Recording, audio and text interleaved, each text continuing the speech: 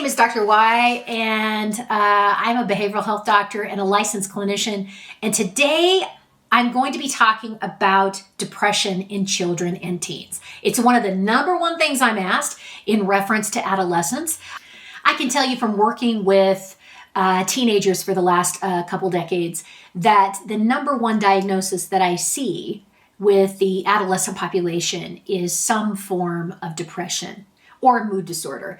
And so I think that it's important to talk about adolescent depression and, what are the common signs of that? What are the symptoms of that? What are things that we can do about it? Because it seems to be growing since the COVID pandemic. And our suicide rate is also increasing with this population. So it's normal for teens to feel sadness, to feel grief, to feel down. Sometimes we have situational depression, which is, feelings of sadness because something happens in our lives. That's normal. Everybody feels that. But those feelings of sadness eventually leave over time based on, the solutions that we're able to employ at that time. That's situational. What I'm talking about is chemical depression. This is diagnosable as a mental health disorder. This is not something that passes with time. And in this video, I'm going to share with you some of the differences between the two. Now, depression is not sadness or grief. Depression is a mood disorder. It is a chemical imbalance in the brain. So this mood disorder can cause feelings of sadness along with other feelings that I'm going to talk about in a minute that usually last longer and are more intense than 2 weeks. Also, depression can occur from a triggering event. So we need to keep that in terms of the context of how and why it shows up. That's an important thing to look out for too. So teens especially may not always know how to describe their feelings. In fact, they may feel shame about it. They may avoid talking about it altogether. Sometimes our precious teenagers don't want to bother other people. Sometimes part of our family culture is that mental illness isn't real. That can be part of the stigma. That mental illness is considered weakness. Okay? So sometimes we're looking at reasons for why they're not speaking up because it's embedded in our family or our community culture. So we really need to pay attention to how we talk about mental illness in our families, especially with our children, and the messages that they're getting from social media and from other media sites, as well as in the environment. So this would be school or in the community. Why is this important? Because it's going to shape and it's going to influence whether they're going to tell you that it's happening. So the two most common signs of depression in children and teens are these. Number one, they seem more sad and irritable than usual, or they're in a low mood for most of the day, and/or. Number two, they no longer enjoy activities that used to make them happy. So nothing makes them happy.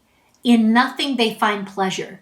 The things that used to be happy, bright in their life, maybe they caused excitement, maybe it caused motivation, maybe they looked forward to those things.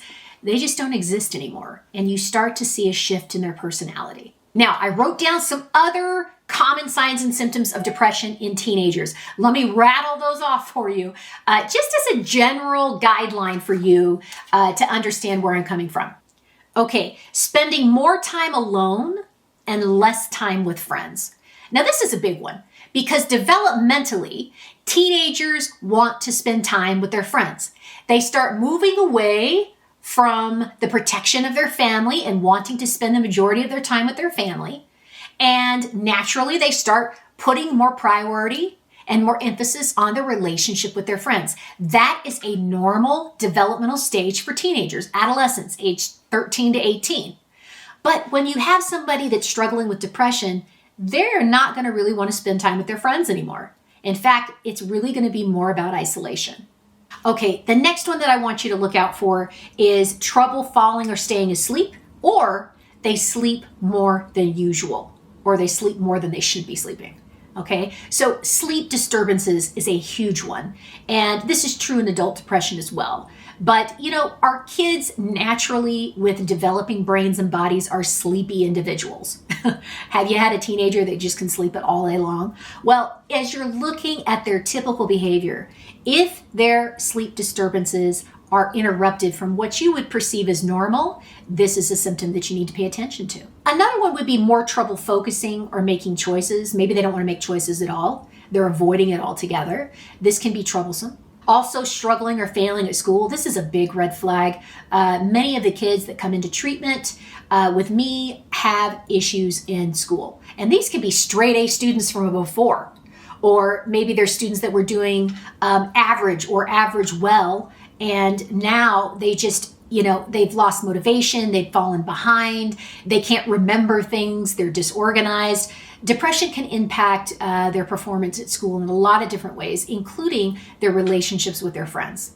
Another change I want you to look out for is a marked difference in their weight or in their eating. So this means either up or down. This is something to look forward to. And this, don't worry, is not necessarily an indication that they have an eating disorder, okay? This is related to depression. So I want you to look out for this one too. Another one is if you've got a really talkative child and this teenager has gone to talking less interaction, making less eye contact, this is probably something you need to pay attention to. In addition to spending more time with media. Okay, this is a way to disconnect from other people. They want to isolate, so they're spending more time on media, and they actually get angry or disgruntled or irritable if you try to take that away. Also, if you see that there is a lack or less energy or motivation than usual for even simple tasks, okay, sometimes it's hard to, feel excited to go play a soccer game or something like that, but this could even be basic and personal hygiene. This could be eating for the day. It could be brushing your teeth for the day. Depression, in a lot of ways, can make people feel like they have very little energy. They can feel tired. They can feel exhausted. They actually can have physical pain associated with the diagnosis of depression. So it's something to look for in our teenagers. And then, if they are crying more often or mentioning that they're feeling sad, worthless, or guilty about things, these are all things that you need to pay attention to. Not caring or feeling hopeful about the future. Depression robs a lot of people of the ability to feel hopeful about anything. And this doesn't mean that there isn't a lot of good stuff going on in their life. There could be good stuff floating around all around them. But because of that chemical imbalance, they are not able to feel that. And this is not something that they're going to be able to say, snap my fingers and all of this is going to go away. This is a mental health disorder that's happening in their brain, and it needs professional help. So you're also going to see maybe a lack of interest in personal grooming or appearance, and also engaging in substance use. And engaging in substance use can be a way to self-medicate the feelings that they're feeling, okay? So a lot of these behaviors we see in adults as well. But with depression, especially untreated depression, this is a big risk. We call this a co-occurring disorder. So that means there's two disorders, two diagnoses happening at the same time. So that would be a depression disorder, mental health disorder, and maybe a substance use disorder, which in my opinion is also a mental health disorder. They're all found in the DSM-5. So how common is depression in our young people? I had to look that up for you. It's one of the most common disorders in the United States. Big shocker, right? Everybody knows that. There's been a lot of press about that. But the rates with depression in teenagers and children have been rising in the last years. As many as 1 in 5 adolescents has depression at some point in their teen years. In addition, every year about 1 out of 11 adolescents has a major episode of depression. That's a lot of kids, and that has increased exponentially from when I was growing up in the 80s. Now, did we have depression in the 80s? Sure. We just didn't talk about mental health like we do now. Are there different types of depression? Now, there's different types of mood disorders as well, but the depression that we generally look at with teenagers is major depressive disorder, or MDD, okay? And this needs a professional diagnosis from a licensed clinician or a pediatrician. General practitioner would also be effective there. And it can be mild, moderate, or severe. So this is something that you need to be evaluated for, and then you would employ treatment at that point. Also, there's persistent depressive disorder.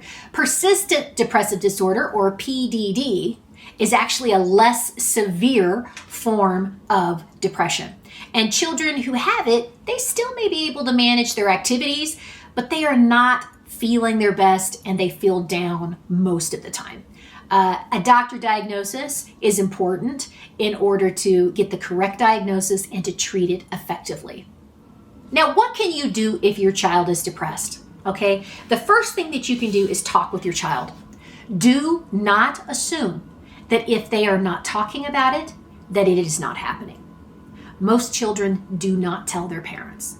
Okay, so, and there's a lot of different reasons for that. It doesn't mean you're a bad parent. It doesn't mean that you have a bad kid. Just get that notion out of your head. What this means is it's depression.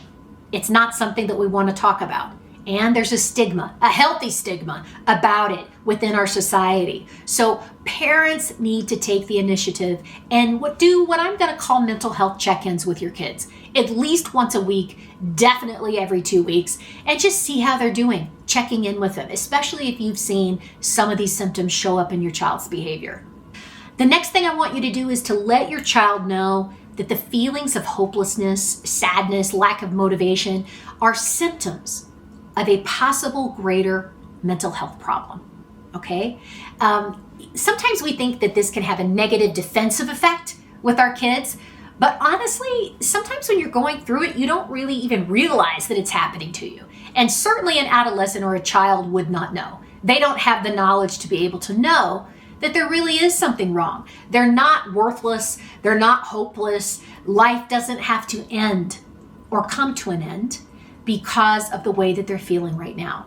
There is hope in that, and you as a parent know what to do.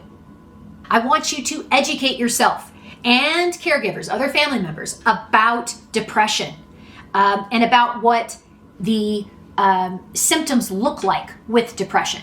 So the biggest tool that you're going to be able to afford your family as a parent is education about what to look for. And with the national prevalence of adolescent depression, unfortunately, that we're dealing with, I think every family, we're looking at 1 in 11, right? And 1 in 5 in terms of the statistics. Every family needs to be aware and educate themselves about what it looks like. Another thing I want you to do is focus on your child's strengths. Okay, so depression usually feels and sounds like a negative, right? They're feeling negative for sure. But as a parent, even if they don't believe you in the moment, it's important to focus on their strengths and know that they are loved and that there isn't anything wrong with them. This is part of their health care. And we can fix healthcare problems in this country. So them knowing that you still believe in them and you still see all the wonderful things about them is going to help them to feel loved and be more receptive to going and getting help. Now, while socializing is helpful and important for our young people, when we're talking about depression, I want you to consider minimizing, limiting their social screen time. And the reason why is because extensive viewing periods on social media or use of social media actually can contribute to feelings of depression. It can make it worse, okay? So I want you to consider cutting that back. Another thing that you can do is work with your child to identify warning triggers, okay? These can be things in their environment that make them feel worse. Yes, there are triggers for depression. And some of these things as a parent, you may not even know. In fact, the child may not even know. So it's important to sit down with your child when they're willing to talk to you. Hopefully they'll be willing to talk to you and write down this list of triggers. And then as a family, come up with a way to avoid as many of those triggers as possible. Now, of course, this is something they're going to be working with a therapist or a professional with. But this is a way that as a parent we can collaborate and make sure that the home environment is peaceful and it's a safe place. Now, the last one that I want you to consider is seeking professional help. This is not a phase. It is not something they're just going to get over, and it's not something that they can snap out of. This is serious, okay? So if you find that there are any of these symptoms, a majority of these symptoms showing up in your child's behavior, their attitude, and you're concerned because you've got that intuition as a parent or a caregiver, I want you to seek out for professional help. Who could that be? It could be a licensed clinician or provider that works with adolescents, okay? It could be a pediatrician, all right? They work with adolescents. They understand the unique development and bodies of adolescents. It also could be a primary caregiver, but it needs somebody with a medical license that can offer the proper assessment and the proper treatment. I'm going to put a lot of resources at the end of this video and also in the description section for adolescent depression, okay? And resources that can help you as a parent, but also free resources that can help your adolescent. There are so many resources that have been made available in the last few years because of the increasing number of adolescent depressive cases in our country. And finally, I want you to know that things can get better. Adolescent depression is treatable. It can get better. Sometimes we need medication. We always need psychotherapy, in my opinion, so we can learn tools. But I also feel like that there are a lot of things that we can do as a family to help lift and wrap our arms around our teenagers that are struggling with their mental health. Don't forget to like, subscribe, and share my channel. Thank you so much for watching.